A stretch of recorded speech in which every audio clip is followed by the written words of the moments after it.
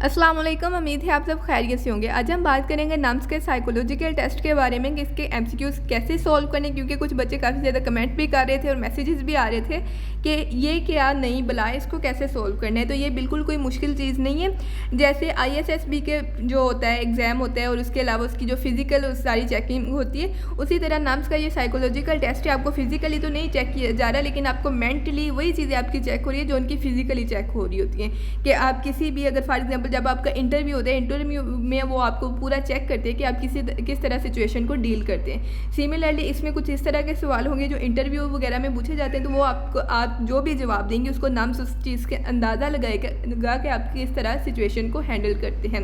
इसी तरह आपके माइंड सेट के बारे में, आप पॉजिटिव सोचते हैं, नेगेटिव सोचते हैं, आप सिर्फ सोचते हैं या प्रैक्टिकल बंदे हैं, आप किसी चीज़ पे ज़्यादा इंफोसिस करते हैं, किसी पे काम करते हैं, इग्नोर करते हैं, आप बाइस्ड है, अनबाइस्ड है, ये सारी चीज़ें नम्स आपका साइकोलॉजिकल टेस्ट के थ्रू जानने की कोशिश करता है। इसका मेरिट में इसका कोई भी तल्लक नहीं है, लेकिन ये बात याद रखिए, नम्स के अकॉर्डिंग नम्स कहता है कि आपका इस टेस्ट को पास करना ज़रूरी है अगर आप नम्स में एडमिशन लेना चाहते हैं, मेडिकल में या कहीं भी। तो इस टेस्ट की इसलिए अहमियत है कि आप इसको बिल्कुल इग्नोर नहीं कर सकते, इसको एज अ फ़न नहीं ले सकते। आपको ये थोड़ा ध्यान से अपनी तमाम जो खसूसियात है उनको यूज़ करके ये करना होगा। सबसे पहले उन्होंने लिखा हुआ है व्हाट इज़ साइकोलॉजिकल टेस्ट। तो इसमें उन्होंने यही बताया हुआ है कि इसमें हम चेक कर रहे हैं कि बंदा इंडिविजुअली कैसे बिहेव कर रहा है। इसके थ्रू उन्होंने कहा है कि हमारे इतने एक्सपर्ट लोगों ने ये साइकोलॉजिकल टेस्ट बनाया हुआ है कि हम इसके थ्रू आपकी ब्रेन में कोई डिसऑर्डर भी हो, आपका ब्रेन फंक्शन में कोई मेल फंक्शनिंग हो, तो हम वो भी चेक कर सकते हैं इस टेस्ट के थ्रू के ये इतने ज़्यादा एक्सपर्ट लोगों ने बनाया हुआ है, ये कोई आम चीज़ नहीं है।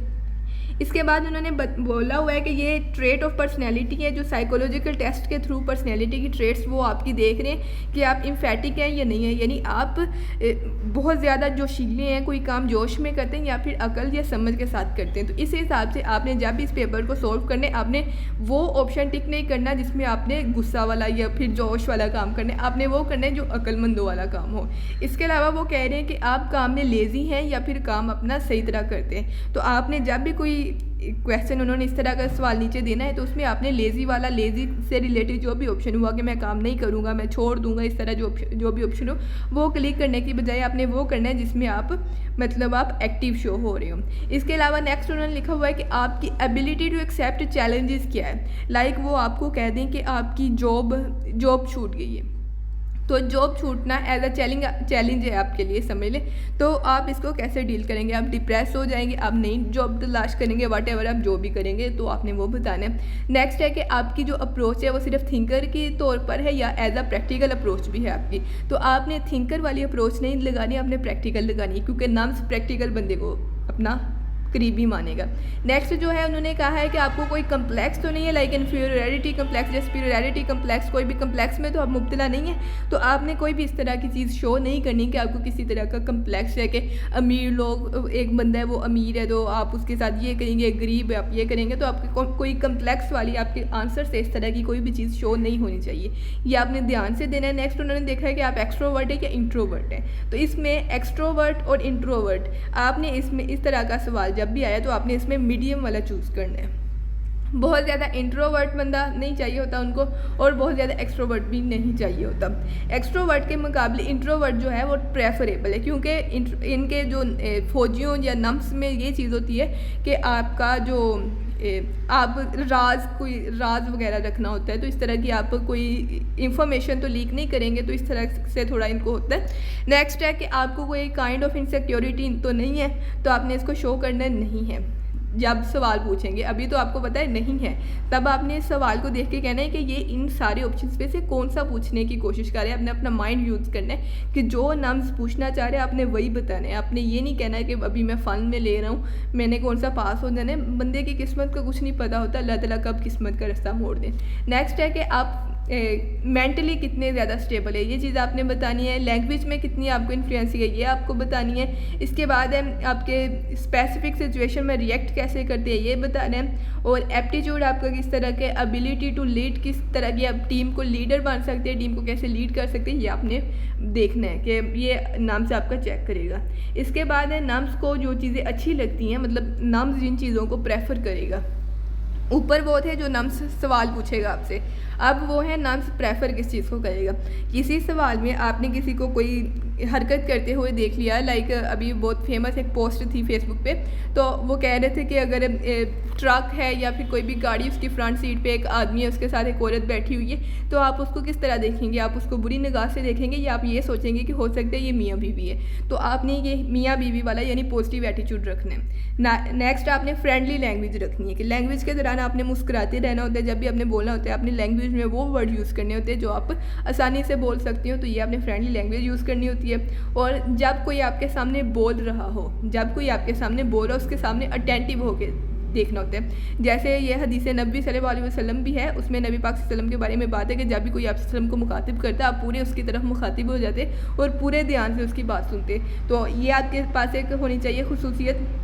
नेक्स्ट है कि आप ओवर रिएक्शन को कैसे अवॉइड करते हैं, कि आपको फॉर एग्जांपल खुशी है तो खुशी में ओवर रिएक्ट नहीं करना आपने, और आपको कोई दुख है, दुख में ओवर रिएक्ट नहीं करना आपने, बस नॉर्मल सिचुएशन में रहना है। ये चीज़ है जो नम्स को आप में चाहिए। इसके बाद आप में एक पेशेंस नाम की चीज़ चाहिए, आपकी ओपन माइंडेडनेस चाहिए। ओपन माइंडेडनेस मतलब इस लिहाज से यानी आपको पॉजिटिव एटीट्यूड होना चाहिए हर चीज़ को देखने में। स्माइलिंग चाहिए, जब आप बोलते हो, बोलते वक्त आपको मुस्कुराना चाहिए थोड़ा सा। और अपनी कोई भी इंफॉर्मेशन है, जैसे मैंने पहले बोला है कि एक्सट्रोवर्ट और इंट्रोवर्ट में वो किसको चूज़ करेंगे? इंट्रोवर्ट को।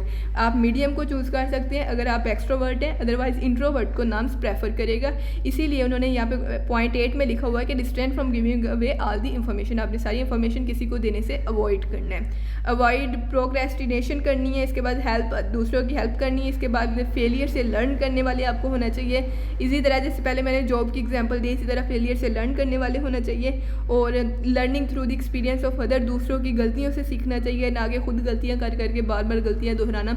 ये अच्छी बात नहीं है, अपने गलतियों से सीखना है। और दूसरों की तारीफ़ करनी, ये नहीं है कि सिर्फ हमेशा अपनी तारीफ़ करते रहो, दूसरों की भी तारीफ़ करनी है जब उन्होंने कोई अच्छा काम किया हो। और जब कोई आपका करीबी दोस्त आप में कोई भी गलती निकाले तो आपने उसको एक्सेप्ट करना है। तो ये कोई 14 एटीट्यूड है जो आप में होने चाहिए, यानी आपको पॉजिटिव होना है, फ्रेंडली होना है, अटेंटिव होना है टूवर्ड स्पीकर, और आपको एक बैलेंस सिचुएशन माइंड की स्टेबल करनी है। तो ये आप में चीज़ें होनी चाहिए। आप ये चीज़ें अभी ध्यान में रख लें, कल जब आपका नाम्स का साइकोलॉजिकल टेस्ट होगा तो उस हिसाब से आप इनको यूज़ कर सकते हैं। हाउ टू अटैम्प्ट टेस्ट के अटैम्प्ट करने का लिखा हुआ है कि ये साइकोलॉजिकल टेस्ट है, तो इसको आपने कैसे अटैम्प्ट करना है। इस टेस्ट के दौरान आपको काम रहना है, आपको बिल्कुल कोई स्ट्रेस, कोई टेंशन लेने की ज़रूरत नहीं है। आपने क्या करना है, कोई भी आपने जब ऑप्शन टिक करना है आपने अनबाइस होकर टिक करना है। फॉर एग्जांपल सोसाइटी में कुछ लोग होते हैं, उनको देख के आप ये फैसला नहीं कर सकते कि उन्होंने कोई गलती भी की हो, आप उनको माफ़ करने की तरफ जाते हैं। तो जैसे वो अर्तगल ड्रामे में भी कह रहे थे कि एक लीडर जो होता है उसमें क्या खूबियाँ होती हैं कि वो लीडर जो होता है वो रहम और तर्स में फ़र्क करने वाला होता है, यानी रहम किस पे करना है और तर्स किस पे खाना है, ये दोनों चीज़ें डिफरेंट होती है। तो इस पे लीडर जो होता है वो इन दोनों चीज़ों में फ़र्क करने वाला होता है। तो इसमें यही नम्स के यहाँ पे लिखा हुआ है कि वन शुड, यहाँ पे लिखा हुआ है in an unbiased manner instead of letting their social desirability bias affect the result, कि उनकी social desirability जो है वो रिज़ल्ट पे इफ़ेक्ट ना करे।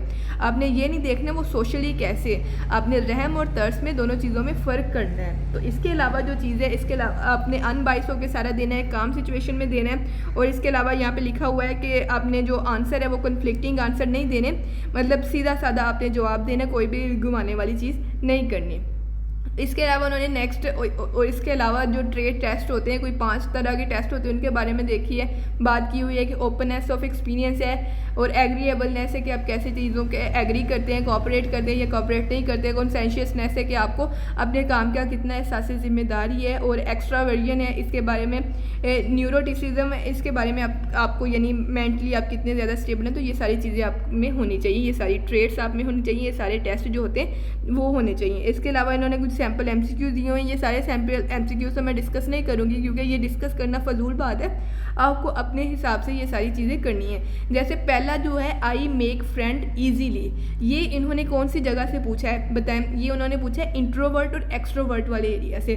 तो उन्होंने बोला है कि हमें वो बंदा चाहिए जो आसानी से अपने राज ना बताए, लेकिन उन्होंने इस क्वेश्चन को 2 जगह से पूछा है। एक, आपको इन्वायरमेंट फ्रेंडली होना है, यानी आप फ्रेंड बहुत ज़्यादा ईजीली ना बनाएं, बहुत ज़्यादा इजीली ना बने और न्यूट्रल भी ना रहे, तो यहाँ पे स्लाइटली वाला ऑप्शन आपके लिए करेक्ट होगा।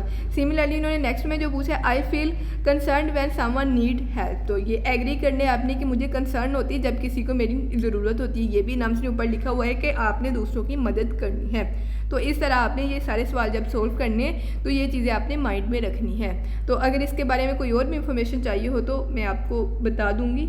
नेक्स्ट आई थिंक इसका एक और पोर्शन भी था, हाँ ये पर्सनैलिटी टेस्ट है। आर यू थिंकर और एक्शन टाइप, इसमें सारे सवाल होंगे कि आप एक्शन करेंगे या थिंक करेंगे। Did you get used to high marks in school, देखें उन्होंने ऊपर देखें कितनी उन्होंने बात की है कि आप एक्शन करते हैं या सिर्फ सोचते हैं। तो यहाँ पे उन्होंने स्कूल के हाई मार्क्स की बात की है, यानी उन्होंने इतने एक्सपर्ट्स लोगों से ये एमसीक्यूज बनाए हैं, ये टेस्ट बनवाया है कि आपको मतलब समझ नहीं आएगी कि क्या लगाएं, लेकिन आपने वही लगाना है जो आपका पर्सनल एक्सपीरियंस हो, आपका पर्सनल बिहेवियर हो, तो आपने उस हिसाब से ये सारी चीज़ें लगानी है। तो ये था नाम्स के साइकोलॉजिकल टेस्ट के बारे में इंफॉर्मेशन। जज़ाकल्लाह, थैंक यू वेरी मच। अल्लाह ताला कामयाब करे आप सब।